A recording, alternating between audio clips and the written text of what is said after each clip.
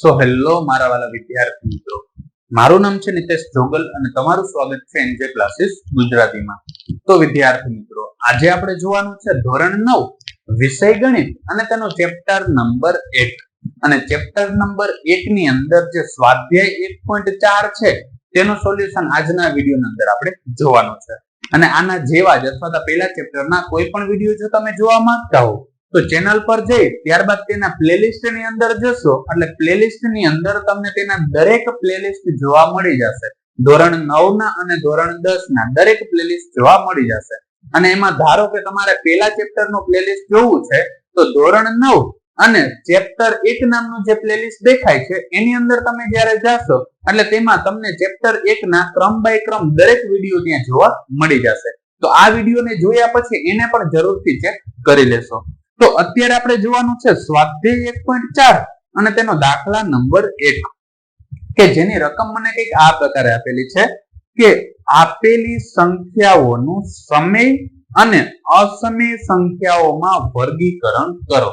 પહેલા તો આપણે જે સંખ્યાઓ આપેલી છે એની સમય સંખ્યા અને અસમય સંખ્યા એમાંથી જે હોય તેમાં આપણે વર્ગીકરણ કરવાનું છે.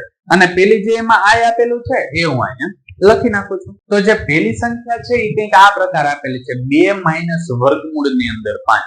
હવે જો આમાં 2 છે અને વર્ગમૂળ ની અંદર 5 છે, શું આમાં વર્ગમૂળ ને કોઈ પણ પ્રકારે દૂર કરી શકાય છે?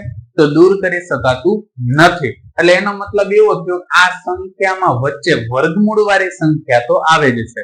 અને જો વર્ગમૂળ વાળી સંખ્યા આવતી હોય તો એનો મતલબ એમ કે આ કેવી થશે? અસમય સંખ્યા થશે. એટલે હું અહીં લખી નાખું અસમય સંખ્યા. એટલે આ થશે અસમય સંખ્યા. તો ત્યારબાદ હવે આપણે જોઈએ તેનો દાખલા નંબર i અને એની અંદર કંઈક આ પ્રકારની રકમ આપેલી છે.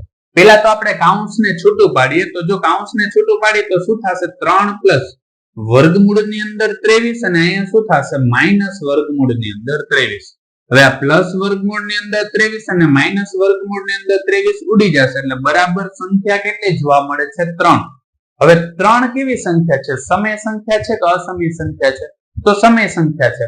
એટલે એનો મતલબ એવો કે આ જે આપણે સંખ્યા જોવા મળી છે એ સંખ્યા કેવી છે? સમય સંખ્યા છે. એટલે હું લખી નાખું સમય સંખ્યા. તો ત્યારબાદ હવે આપણે જોઈએ તેનો દાખલા નંબર i અને એની અંદર કંઈક આ પ્રકારની રકમ આપેલી છે. જો આનું હવે આપણે સાદુરૂપ આપવા જઈએ તો શું થશે? કે જો અહીંયા વર્ગમૂળમાં 7 અને અહીંયા વર્ગમૂળમાં 7 ઉડી જશે કેમ કે આ ગુણાકારમાં છે ભાગાકારમાં છે. એટલે આપણે સંખ્યા શું જોવા મળે? 2/7. તો આ 2/7 એ કેવી સંખ્યા છે? સમય સંખ્યા છે. એટલે આપણો જવાબ શું મળશે? સમય સંખ્યા. આમાં હંમેશા યાદ રાખજો કે એનું સાદુરૂપ આપી અને શું એને સમય સંખ્યા બનાવી શકાય છે? નોર્મલ સાદુરૂપ આપીને સમય સંખ્યા બને છે કે નથી બનતી? જો પ્રોપર આપણે બનાવવી હોય તો એની એક અલગ પદ્ધતિ આવે છે. છેદનું સમીકરણ કે એવું કરવાનું હોય, ખાલી છેદને જ સમય કરવાનું હોય, આ પ્રકારની વસ્તુ આવે છે. આમાં ખાલી આપણે જોવાનું છે કે આખી સંખ્યા એ સમય સંખ્યા છે કે નથી. તો ત્યારબાદ હવે આપણે જોઈએ તેનો IV ની અંદર જોવા જાવ તો 1/2 વર્ગમૂળમાં 2. તો અહીંયા જોવા જાવ તો વર્ગમૂળમાં 2 એ કેવી સંખ્યા આવે છે? અસમય સંખ્યા આવે છે. અને કોઈ સાદુ રૂપમાં તેને ઉડાડી નથી શકાતું. એટલે એનો મતલબ એવો થયો કે 1/2 વર્ગમૂળમાં 2 એ આખી સંખ્યા કેવી થશે? અસમય સંખ્યા થશે.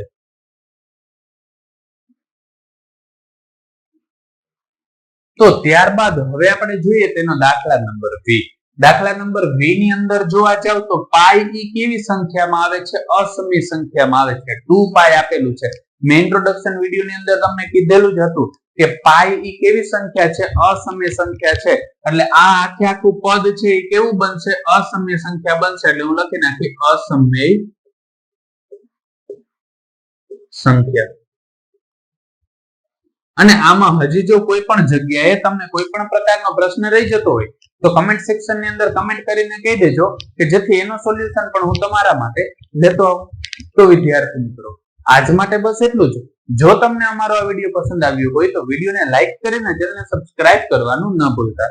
કારણ કે જ્યારે તમે વિડીયોને લાઈક અને ચેનલને સબસ્ક્રાઇબ કરો છો ત્યારે અમને મોટિવેશન મળે છે અને આ જ પ્રકારના વિડીયો અમે તમારા માટે બનાવી શકીએ છીએ. ધન્યવાદ.